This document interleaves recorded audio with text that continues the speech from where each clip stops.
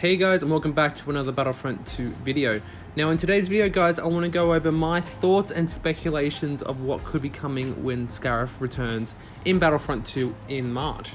Now of course we know that Capital Supremacy, or Supremacy as it now called, is coming to the original trilogy era starting very soon. We know that original trilogy content is coming in February in this coming update. And we also know that it is coming to co-op, and it's also coming to Supremacy later on. And why is it called Supremacy and not Capital Supremacy anymore? Because in the original trilogy, there will be no capital ships, unfortunately. It'd be cool to see, a Mon Calamari cruiser or a normal Imperial Star Destroyer, the OG classic Imperial Star Destroyer, but unfortunately not. But with that, we also get Scarif back. Now, a lot of you guys know that Rogue One is basically my favorite Star Wars film, and I'm so glad to have Scarif back. And with that comes a lot of potential stuff that could come with it. Of course, we could just get to the Scarif map and nothing else. But in this video, I want to speculate. This is just a speculation video, guys. Nothing's been confirmed by DICE, but this is just my speculation of what could be coming with the Scarif update. So let's start with customization, guys. I know customization is a big part of this game, and a lot of people have been wanting more customization in the game itself, especially for the Empire and Dark Side heroes. I think there's a lot of potential customization with this Scarif update. Now, of course, one comes to mind is, of course, the Shore Troopers. Now, back in Battlefront 2015, when the Scarif update dropped, we of course got the Shore Trooper, the male and the female version. I think if they did come to Battlefront 2, I think it would just be one version. I don't believe there is a male and a female version of the Stormtrooper, for one class. It is just, one skin. And along with that also came the Shore Trooper Captain, which was, it wasn't a massive change, but you could definitely see a difference. And I think these could be a big part of the Scarif update if they do eventually come, because I don't think Scarif, Scarif is not Scarif without Shore Troopers. Shore Troopers own Scarif, and it wasn't Rogue One without them. They look great. Along with the Death Troopers, we've also got Death Troopers, so they're obviously going to be a part of the Scarif map, which I can't wait for. But I definitely think the Shore Trooper Captain skin could definitely be a officer skin. Definitely could see some armored Stormtrooper officers. That might be pretty cool. I know a lot of people were happy when they added armored officers for the clone troopers, for the clones, for the Republic side. And there's also a lot of other skins they could add from Battlefront 2015, such as the Shock Trooper, for example. And the only reason I think they haven't added it yet is because they're waiting for the original trilogy to come to Supremacy. Now, we all remember when the Clone Wars first got into the game, is that a lot of the Clone Legion skins did come then. Of course, we got some more over time, and we got them very, it was intermediate of how many skins we got. We got a couple per month, and then we got the entire rework. But I think like I said, the only reason they're waiting for the Empire skins is for all the original trilogy content to come. So I think we could expect quite a few here. And I think that's the same case for the villains too. Now, speaking of villains, let's move on to potential heroes and villains. Now, obviously, two spring to mind, and that is Jyn and Krennic.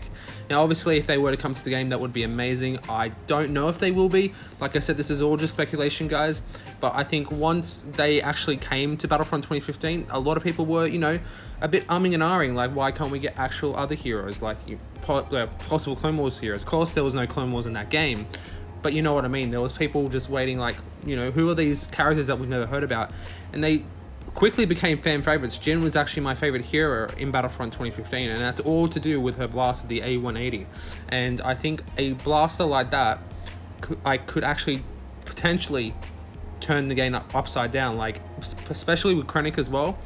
That both those heroes basically turned the game upside down on its head when they first got released, and I think the same could be said if they came to Battlefront 2. And speaking of Jyn's blaster, the A180, potential new blasters, because we've been waiting for new weapons for each class.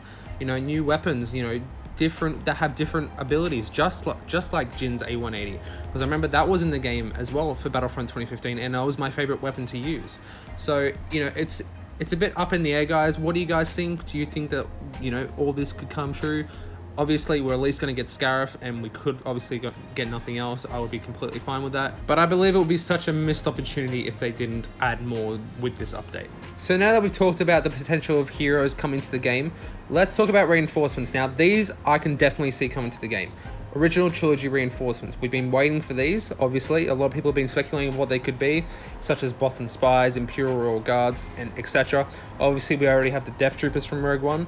And this is where I come back to the Scarif Trooper, because a lot of people have been asking, when the Sith Trooper came to Battlefront 2 and we saw the Rise of Skywalker in the movie, they're basically normal troopers. So why do they need to be a reinforcement? Why couldn't they just be a skin?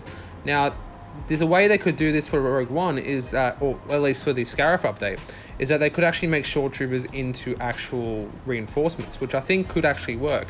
If they didn't want to add skins for these, they could definitely use them for reinforcements. And for the Rebel side, I believe the actual Leia's Honor Guard could come back as potential reinforcements, and or possibly also the Rebel pilot, because we did get when the game first launched for the Sentinel class, I believe, or what it was going to be called, which then became the Infiltrator class, we did see some Rebel pilots and actual Honor Guards as reinforcements. Now they could have just all been, you know, just stand-ins for other characters, but that's a potential for what, you know, this season of original trilogy content could bring. Now let's talk about the map itself, Scarif. So we know that they're bringing a Scarif map back from Battlefront 2015.